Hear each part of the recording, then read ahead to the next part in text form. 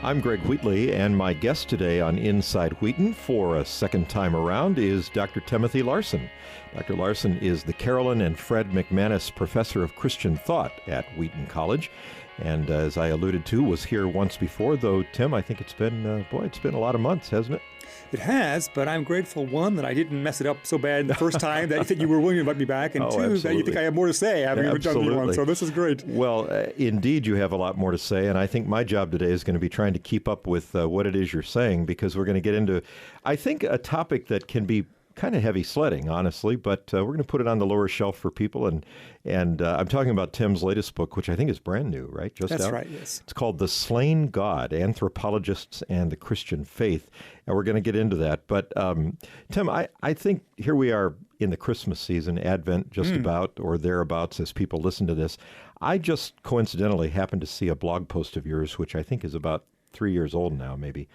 But it had to do with this idea of, Christians often say that time is linear for us, that history has I think the big word is teleological, right? Mm-hmm. We're kind of on a line, as opposed to some of the Eastern religions, which see time as cyclical. In this little blog post, you kind of argue that we've kind of missed it on that a little bit, and you relate it to Christmas time. That's right, Talk about that a little bit.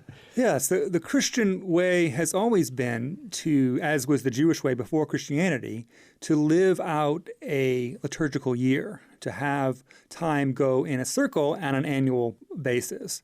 And so the feasts of Israel were how they mark time, and in Christianity we mark time with our feasts, especially Easter and Christmas being the two greatest of the feasts.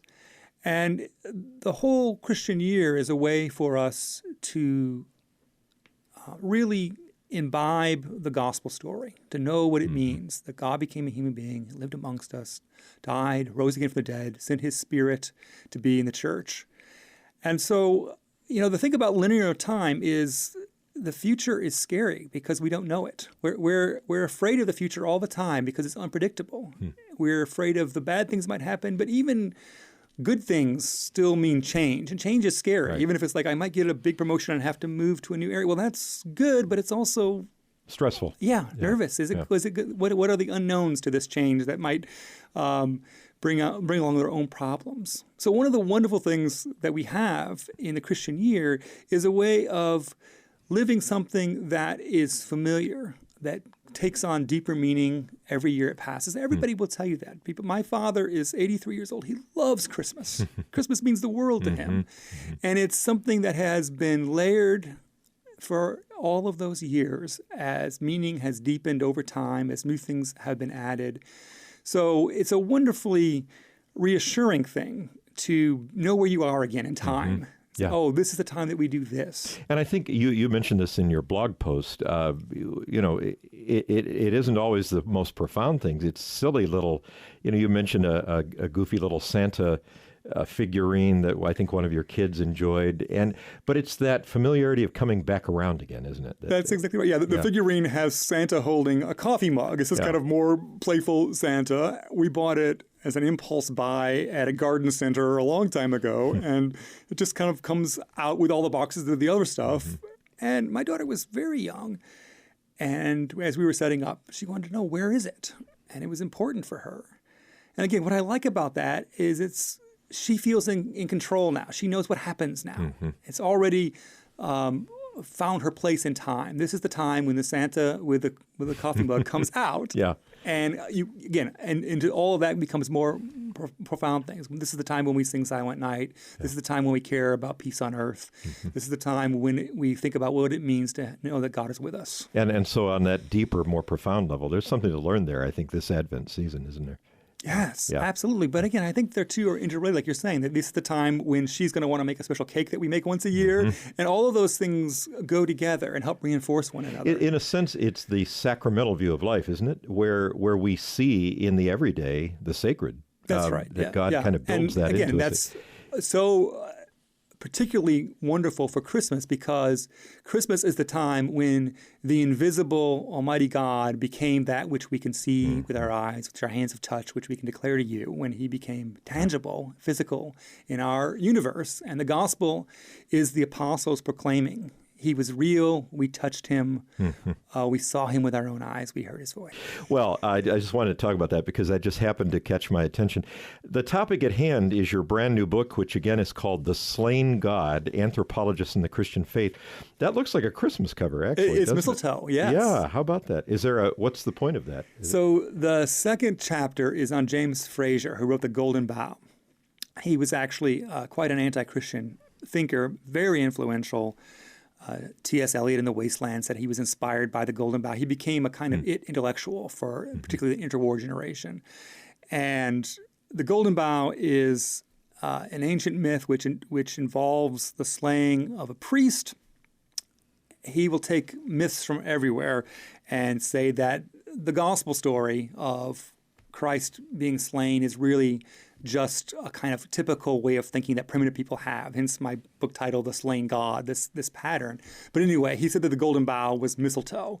So that was my sly reference in the cover art to James Frazer and his thinking. So that's a nice segue, though, into what I think your book is about. And let me try it on you, and you tell me if I've got it. So the idea here is that anthropologists, and we'll want to maybe define that word in a minute, have traditionally and historically been rather anti-Christian for the most part. And it seems to me what you're looking at is how they have treated the Christian faith, how doubt on their part and the Christian faith have interfaced. How am I doing? Correct exactly me right. here? Yeah. So the discipline of anthropology, again, if you want a definition, anthropologists study human culture and historically, anthropology has emphasized what were called primitive cultures, so pre-literate cultures. So in the heyday of the late 19th century, the early 20th century, they would go off to tribes in Africa, to Aboriginals in Australia, communities like this, and hope to recover insights that were lost about human history. What must it have been like for us Europeans a long time ago, was their thinking, by looking at the way these tribes live now. So in modern anthropologists often study contemporary culture as well, which kind of blends it a little more towards sociology. So is it fair to say that part of what those, at least let's say, those anthropologists who are antagonistic to faith, is it fair to say that part of what they're trying to say is, look, all of this religion stuff is a construct. It's not, you look at this culture A, culture B, culture C, they all had their iterations of some kind of God or religion. Ergo, they're all, it's just all fictitious. Yeah, yes. Certainly that way of thinking becomes strong, particularly in the 20th century with a kind of relativism, the way that you're describing it. But before that as well was this sense that this is really how savages think. Savages have gods and sacrifices and rituals. We get beyond that. Yes. So part of what it means for us to be civilized, to be modern, is to shed these primitive things which are from the childhood of humanity, but are not for the adulthood of humanity. I know last time we were together here, I think we talked about the interface of science and religion. And in some ways, I'm seeing some similarities here that you're trying to say, I believe, how do we interact with this, and how do we I don't know if you want to use the word debate, but how do we stand in the wake I like of the this? fact that you're hesitating on debate, because my initial point was just intellectual curiosity. I wanted to know, why do anthropologists think they've discredited faith? What do they think they know that I don't know? Right. And so I just wanted to try to walk my way through, well, what are their arguments? What are their assumptions? And then I don't want to jump too far ahead, but the other riddle that the book is about is then why were some of the best anthropologists of the 20th century Christians? Yes, because you do cite many that are or were. And so you have this ironic situation where an anthropologist will tell you, yes, anthropology is anti-Christian, that it is not compatible with Christian faith, and nevertheless their favorite theorist in the discipline is somebody who thought it was compatible and was personally a Christian and actually wrote articulate reasons for the compatibility. And so you have a kind of tension and paradox there that I wanted to figure out how that went. So what did you figure out about that? So what I realized was that the reasons why anthropology had decided that Christian faith didn't make sense no longer make sense to anthropologists. So these are discredited ideas within the discipline. They all think that James Frazer is a buffoon. Anthropologists are profoundly embarrassed that the biggest selling anthropology book of all time is The Golden Bough. They just don't want to recognize James Frazer at all because it's so unscientific and so obviously misguided in its thinking. And nevertheless, this gets this rumor started that anthropology cannot be compatible with Christian faith, and the rumor kind of carries on after the reason that it was based on is discredited, as rumors so often do. Sure, right. And so that's pretty much what I figured out, I guess. Yeah. Talk about some of the anthropologists who were Christians and maybe what marked them or what you've learned from studying their lives. Yeah, so I'm going to just start at the end and kind of give you one of the more interesting things. So the last chapter is on Victor Turner and his wife, Edith Turner. Edith Turner is still alive. She's 93 years old, still teaching anthropology at the University of Virginia, still writing books. But Victor Turner is probably one of the most used current theorists in anthropology. So he has real staying power. He's a name. Everybody wants me to talk about him. When I go to anthropology departments, they tell us about Victor Turner because they're citing him, they're reading him, he's assigned reading. So he's a kind of theorist in anthropology. Nevertheless, Edie and Vic were both agnostics and communists, card-carrying communist members of the party, when Vic did his fieldwork in Africa. And what they were actually in the traditional anthropology way, they were anti-Christian. They thought Christianity was pernicious. And what they learned it's an ironic reversal of this whole James Frazer kind of they're savages, therefore it doesn't matter.